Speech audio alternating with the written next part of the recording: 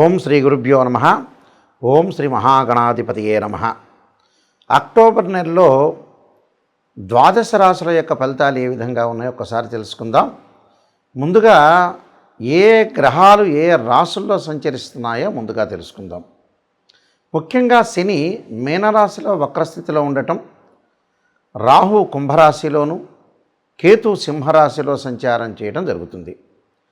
ముఖ్యంగా ప్రధానంగా గురువు అక్టోబర్ మాసంలో 18వ తారీఖు వరకు కూడా మిథున రాశిలో సంచారం చేసి 18వ తారీఖు నుంచి కర్కాటక రాశిలో ప్రవేశం జరుగుతుంది. అంటే అది అతిచారము అంటారు. కర్కాటక రాశిలోకి ప్రవేశించడం అనేది జరుగుతుంది. మిగతా గ్రహాలను మనం చూసుకునేటట్టయితే ముఖ్యంగా కుజుడు బుధుడు తులారాశిలో సంచారం చేయటం, అక్టోబరు ప్రథమార్థంలో శుక్రుడు సింహరాశిలోను, ద్వితీయార్థంలో కన్యారాశిలోను సంచారం చేయటం, రవి ప్రథమార్థంలో కన్యారాశిలోను, అలానే ద్వితీయార్థంలో వచ్చేటప్పటికల్లా అంటే అక్టోబర్ 18వ తారీఖు తర్వాత రవి తులారాశిలో సంచారం చేస్తారు. ఈ సంచారాల వల్ల ఈ గ్రహాల యొక్క విషయంలో మనం ముందుగా ముఖ్యంగా ఎలాంటి రాశుల వాళ్ళకి ఎలాంటి ఫలితాలు కలుగుతాయో ఒకసారి పరిశీలన చేద్దాం. కన్యారాశి వాళ్ళకి ముఖ్యంగా రాస్యాధిపతి అయిన బుధుడు జన్మంలోనూ ద్వితీయంలోనూ ఉంటాడు. ద్వితీయంలోకి వస్తే చాలా అనుకూలంగా ఉంటుంది. ద్వితీయంలో అంటే ద్వితీయార్థంలో అంటే 15వ తారీఖు తర్వాత ఈ ద్వితీయార్థంలో రావటం వల్ల ఏదైనా మీరు వ్యాపారం చేయండి, మీకు తెలిసిన వ్యాపారం చేయండి, జాతకరీత్యా కూడా వ్యాపారం చేయండి. జాతకరీత్యా అంటే జ్యోతిష్యపరంగా ఏదైతే నాకు వృత్తి కలిసి వస్తుందో ఆ వృత్తి ద్వారానే మీకు మేలు జరిగే అవకాశాలు ఖచ్చితంగా ఉంటాయి. ఏది పడితే అది చేస్తే మనకు నష్టాలు వచ్చే అవకాశాలు ఎక్కువ ఉంటాయి. ఏది మంచిది ఏది చేయడానికి ఆలోచన చేసి మీరు చేయండి, మీకు మంచి సుఫలితాలు జరిగే అవకాశాలు ఎక్కువగా ఉంటాయి. అలానే ఈ రాశి వాళ్ళకు వచ్చేటప్పటికల్లా శుక్రుడు యొక్క బలం, శుక్రుడు అనుకూలంగా ఉన్నాడు. అంటే మనం చేసే వివాహ ప్రయత్నాలు కానీ శుభ కార్యక్రమాల్లో పాల్గొనే అవకాశాలు, వాహనాలు కొనుగోలు చేసే అవకాశాలు కూడా బాగా ఎక్కువ ఉంటాయి. కాబట్టి శుక్రుడు యొక్క అనుకూలత వల్ల ఇంటి దగ్గర గృహ ఉపకరణ వస్తువులు, అలానే నిశ్చితార్థాల్లో, అన్నప్రాసన, నామకరణాల్లో, శుభ కార్యక్రమాలు ఏవైతే ఉంటాయో వాళ్ళ చుట్టాలు కానీ బంధువులు కానీ ఎవరైతే మిత్రులు కానీ అలాంటి వాటిలో వీళ్ళు పార్టిసిపేట్ చేసే అవకాశాలు ఎక్కువగా ఉంటాయి. కాబట్టి శుక్రుడు అనుకూలంగా ఉన్నాడు. అలానే శుక్రుడు వల్ల కూడా సుఖము, భోగము, సౌఖ్యం లభించడం ఒకటి, అలానే ఆదాయం పెరిగే అవకాశాలు కూడా బాగా ఎక్కువ ఉంటాయి. ఆదాయపరంగా ఎలాంటి ఇబ్బందులు అనేవి వచ్చే అవకాశాలు అని లేవు. ఈ రాశి వాళ్ళకి ముఖ్యంగా రవి యొక్క బలం వల్ల ఉద్యోగపరంగా ఎలాంటి ఇబ్బందులు లేవు. ఎందుకంటే జన్మంలో ఉంటాడు, అలానే ద్వితీయంలో ఉంటాడు. ఉద్యోగపరంగా ఎలాంటి ఇబ్బందులు ఉండవు. కానీ ఉద్యోగంలో కొంత నిస్పృహ అనేది బాగా ఎక్కువగా వస్తుంది. అంటే పక్కనుండే వాళ్ళ ద్వారా కొంత నిరుత్సాహము, నిస్పృహ రావటం ఒకటి, అనుకూలంగా లేకపోవటం, ప్రతి ప్రయత్నం కూడా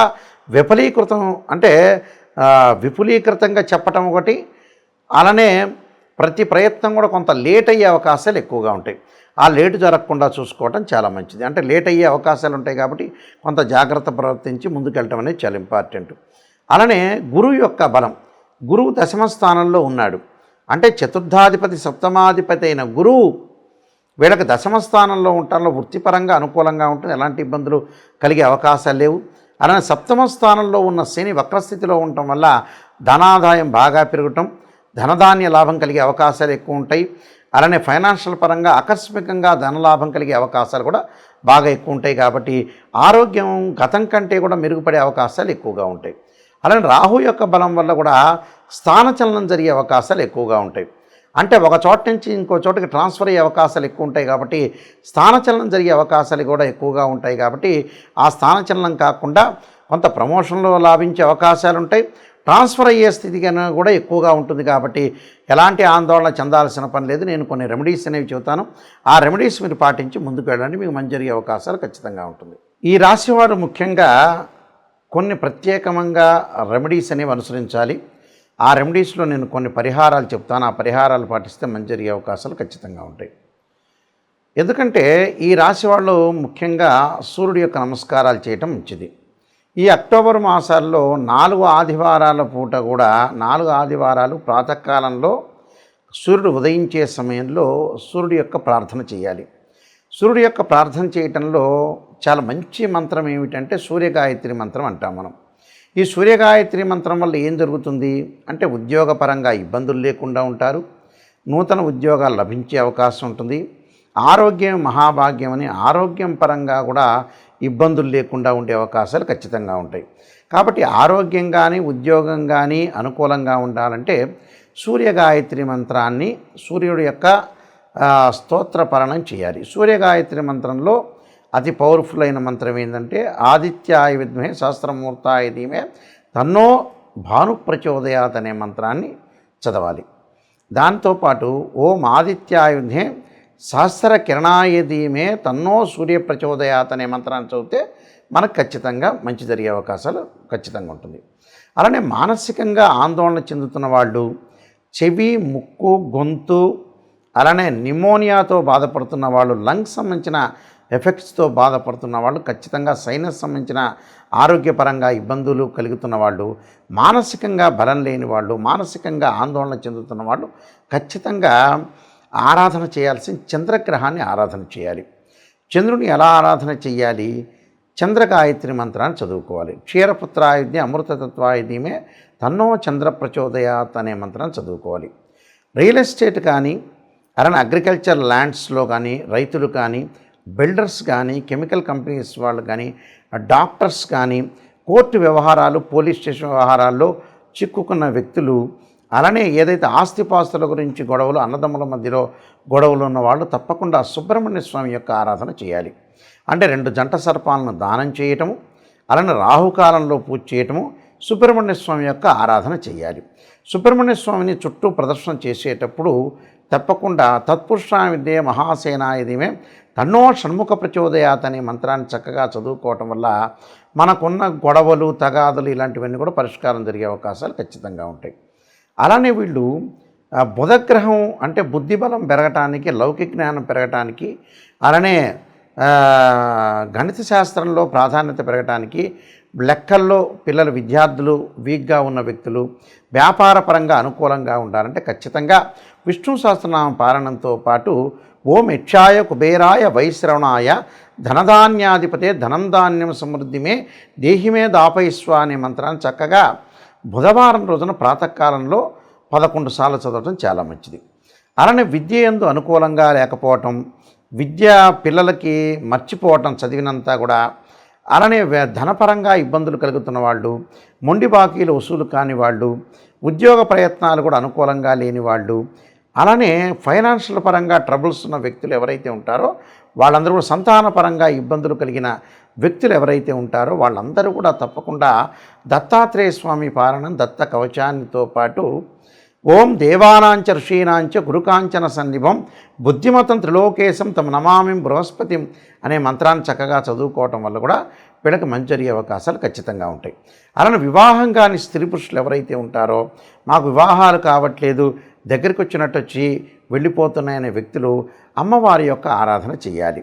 అమ్మవారి యొక్క ఆరాధనతో పాటు మహాలక్ష్మి అంటే మహాకాళి, మహాలక్ష్మి, మహాసరస్వతిని ప్రార్థన చేయాలి.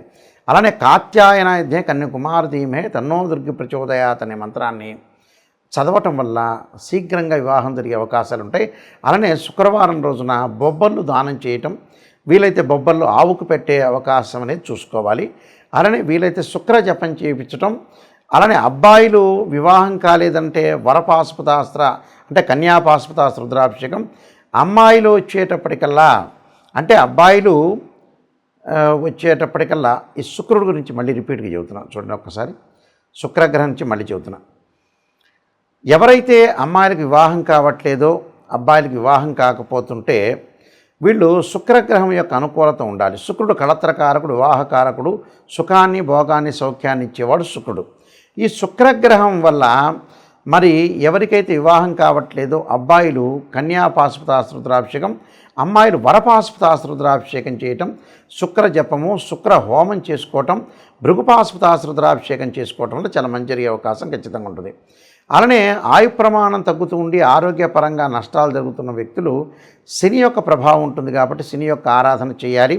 వీలైతే మరి నువ్వుల నూనెతోటి శివుడికి అభిషేకం చేయటం వల్ల ఆయు ప్రమాణం పెరుగుతుందని శాస్త్రంలో చెప్పారు. అలానే విదేశాలకు వెళ్లకుండా, విదేశాలకి ఏదైతే వీళ్ళకి వీసా రాకపోవటం, విదేశాల్లో ఉన్న వ్యక్తులకు కూడా అక్కడ వాళ్ళకైతే మంచి వ్యాపారం కానీ అలానే మంచి జాబ్ కానీ రాకుండా, గ్రీన్ కార్డు కూడా రాకుండా ఉన్న వ్యక్తులు, విదేశాల్లో ఉన్న వ్యక్తులు ఎవరైతే ఉంటారో రాహు యొక్క ఆరాధన చేయాలి. అర్ధకాయ మహావీరం చంద్రాదిత్యమర్దనం సింహకాగర్భ సంభూతం తమ రాహుం ప్రణమామ్యం అనే మంత్రాన్ని చక్కగా చదువుకోవాలి.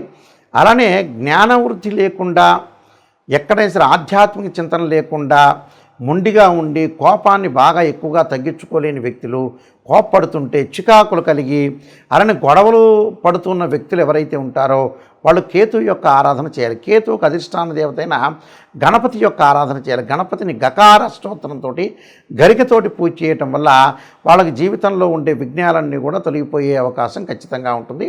ఈ రాశి వాళ్ళందరికీ కూడా శ్రీ పరమేశ్వరుడి యొక్క అనుగ్రహాన్ని ఉండాలని ఆశిస్తూ, మీ అందరికి కూడా మంచి జరగాలని ఆశిస్తూ సర్వే జనా సుఖినో భవంతు.